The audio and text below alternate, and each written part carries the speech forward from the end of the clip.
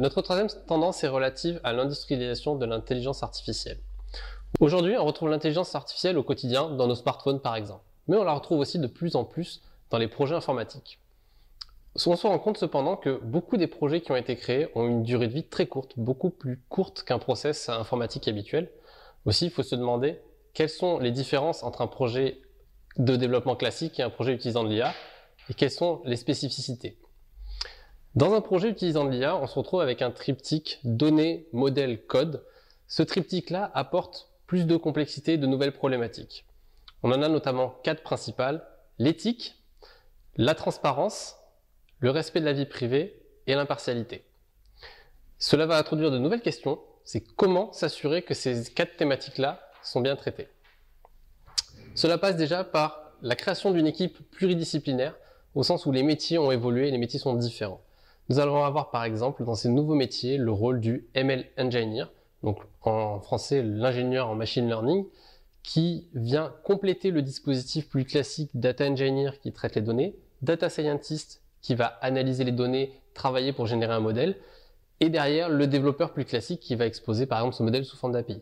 Le ML Engineer vient compléter cette différente stack en fournissant une nouvelle capacité et un rôle d'industrialisation.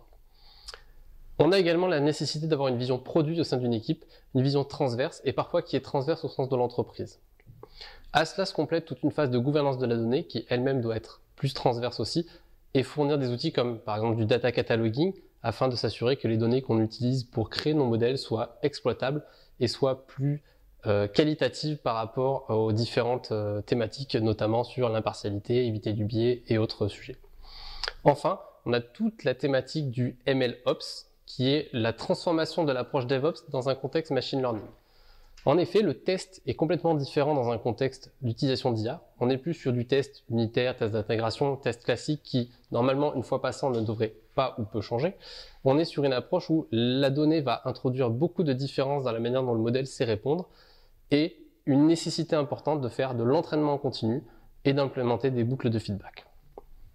De plus, sur cette partie qualitative de la donnée, on sait aussi que la partie respect de la vie privée est très importante et nécessite un outillage qui peut être spécifique. On a par exemple l'utilisation de briques comme Smart Noise qui permettent de générer du bruit dans la donnée afin de créer un modèle qui sera plus qualitatif sans utiliser des données privées.